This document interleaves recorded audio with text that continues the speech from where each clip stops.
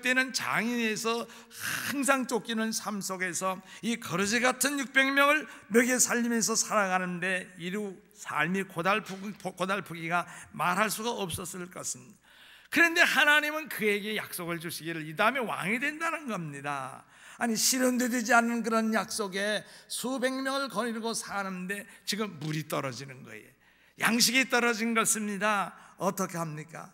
다윗도 하나님께 아마 우리 같으면 이런 생각을 했을 것입니다. 하나님, 정말로 속으로 내가 왕 될 겁니까? 정말 왕 될 것 같으면 나를 요 모양으로 그냥 굴리셔야만 할 겁니까? 이렇게 질문을 했을지도 모르죠. 정말로 난 죽겠습니다. 어떻게 합니까? 참기 어렵습니다. 했었을지도 모름. 다윗이 그런 말을 했다고 할 정도가 된다면 상당히 심리적으로 방황하고 영적으로도 낮아지고 있었던 것을 알 수가 있습니다. 자그만치 그때가 기름을 부음받은 그때 나이가 17살인데 30세가 되도록 왕위의 즉위를 아직 못하고 있었습니다. 자그만치 13년 5간 동안 다윗은 하나님의 약속 위에 그것만 붙잡고 매달려 온 것입니다. 다윗은 모든 일마다 하나님을 믿고 살던 사람입니다. 무슨 일이 있든지 하나님만 의지하고 하나님만 따라가기로 결심하고 나가는 사람이었습니다. 그런데 지금에 와서는요, 다윗은 이제 더 이상 나갈 수가 없을 정도로 막다른 골목에 다다를 정도가 된 것입니다. 이때가 아주 유약한 시점이었습니다. 그래서 이 다윗이 웬만하면 구걸을 하지 않을 텐데 도움을 청하려고 나발에게 자기의 몇 사람들을 보냈던 것이었습니다. 다윗이 영적으로 지금은 낮아질 대로 낮아진 상태, 지금 좌절 속에 있습니다. 걱정 속에 있습니다. 한마디로 다윗은요, 사울에 쫓기고 무방비 상태예요. 아니, 사울이 국왕이 일개 백성 한 사람을 지금 추격해 잡으려고 하는데 이 방비가 되겠습니까? 보호가 될 수가 없는 상태, 무방비 상태가 되었던 다윗의 그 삶이었습니다. 그래서 다윗은 영적으로 대단히 곤고한 상태에 있었습니다. 왜냐하면 하나님이 그에게 약속한 것이 그의 생각으로는 전망이 끝이 보일 것 같지 않아. 기름 부음 받을 때는 사무엘 통해서 너는 이 다음에 왕이 되리라 했지만은 끝이 보일 것 같지 않아. 비전이 없어. 시야가 뚜렷이 보이지 않기 때문에 그 순간 다윗이 생각할 수 있었던 것은요, 우선 자신과 부하들의 배고픔을 해결해야지.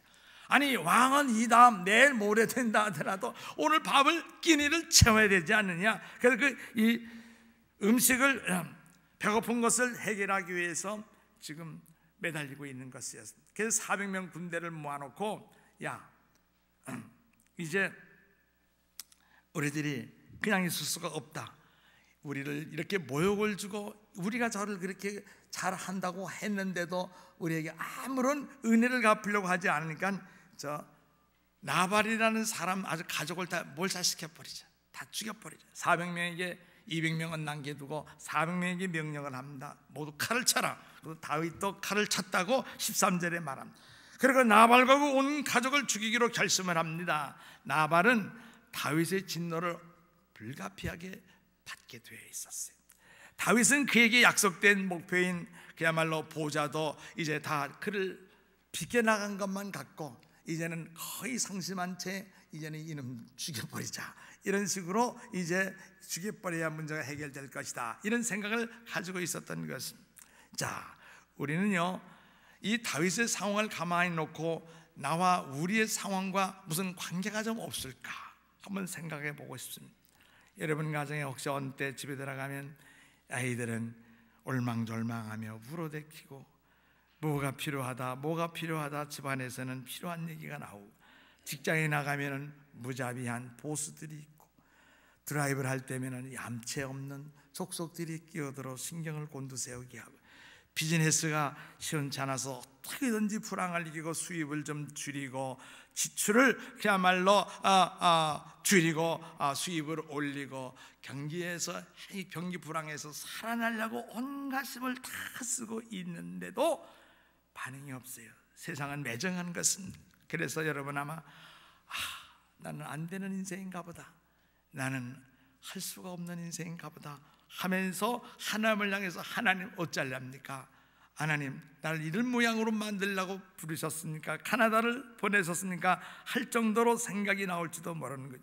어떻게 보면 하나님을 향해서 소리를 치고 싶은 생각도 있을 것입니다. I cannot take it anymore. 더 이상 할 수가 없습니다 라고 한계점에 도달하신 분이 아마 우리 가운데 한 분, 두 분 있을지도 모릅니다. 무방비 상황에 부닥친 분이 오늘 이 예배 시간에 있을 수 있습니다. 다윗이 처한 형편이 바로 그랬던 상황이었다고 하는 것이죠.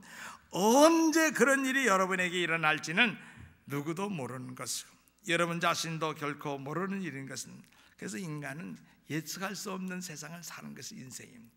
그래서 여기 말로 God is God, man is man. God, 하나님은 하나님, 인간은 역시 한계 속에 살아갈 수밖에 없다는 것입니다.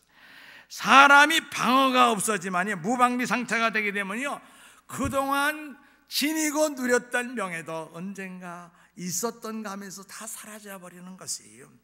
그리고 주 안에서 오늘 간증, 우리 장로님처럼 아름다웠던 간증이 있었지만 간증도 다 사라져 버리고 심지어 주님을 위해서 생명을 내놓고 사역을 하겠다고 하는 그런 사명자까지도 그 사역마저도 잃어버린 사람이 많아요.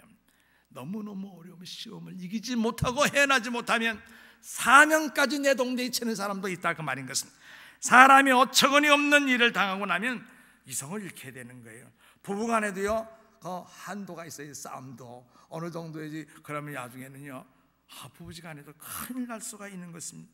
이성을 잃으면, 근데 이성을 잃어버리면요, 옛날 철야기도, 옛날 부흥에 참석했던 거 하나같이 다 잊어버리는 거예요. 다 잊어버리고 무슨 맘만 치면은 죽여버리지. 죽었으면 좋겠어. 그 사람만이 나도 죽었으면 좋고 너도 죽었으면 좋겠어. 이런 말이 생길 수가 있다, 그 말입니다. 여러분, 이런 상황이 있다고 한다면 여러분들은 어떻게 해야 될까요? How to handle, 어떻게 핸들 해야 될까요? 예수님께 찾아가면 이렇게 말씀하실 것은, 야, 너희들이 성경 말씀을 들었잖아. 구약 못 들었어. 그럼 뭐라고 그랬느냐? 살인하지 말라. 살인하는 자마다 심판을 받게 되고 형제를 미워하거나 나가나 미련한 놈이라 말하면 법정에 끌려가고 너는 지옥불에 삼킴을 당하리라 말했다고 주님은 그렇게 가르쳐 주시는 것이 마태복음 5장 21절 이하에 있습니다.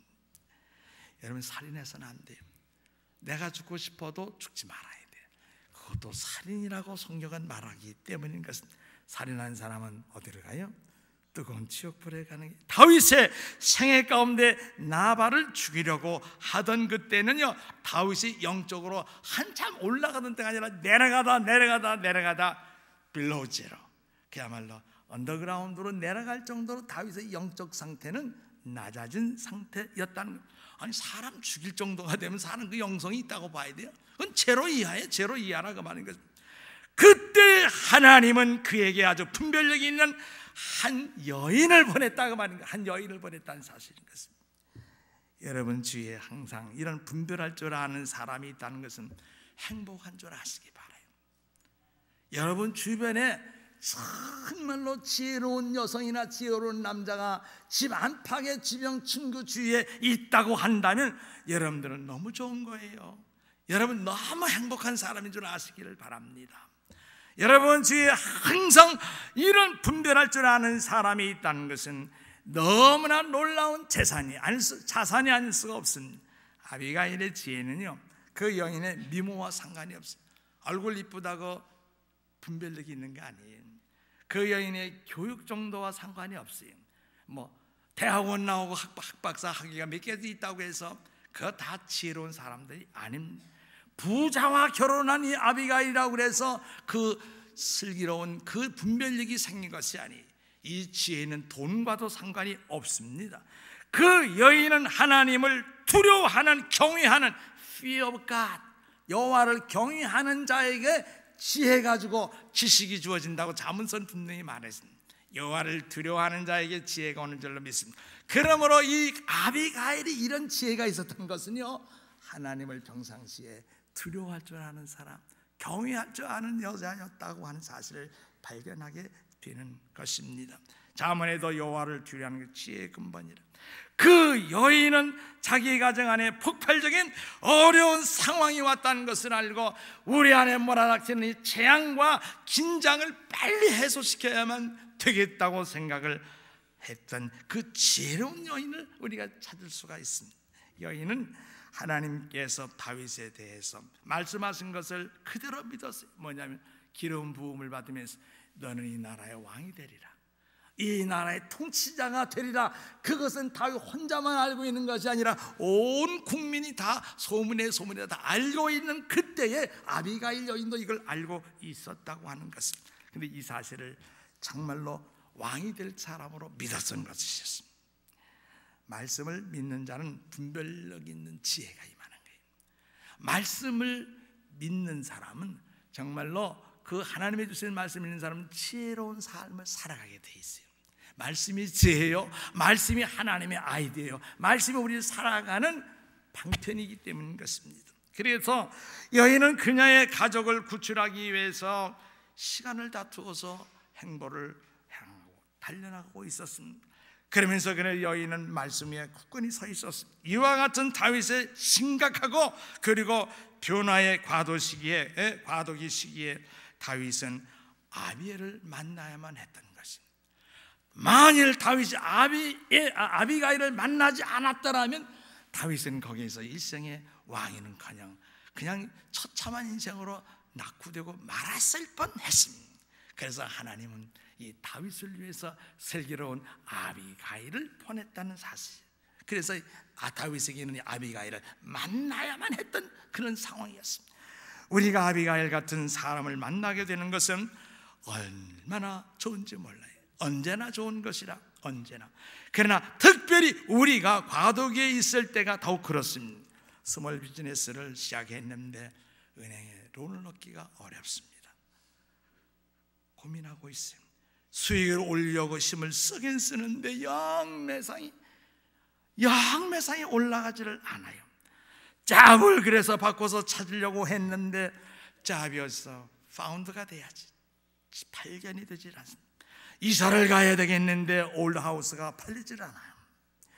꿈은 엄청나게 신앙 초기 때부터 하늘 높이 꿈을 그리고 세워놨으나 그러나 정상에 오를 수 있는 희망은 이미 사라지기 시작한 지가 오래였습니다.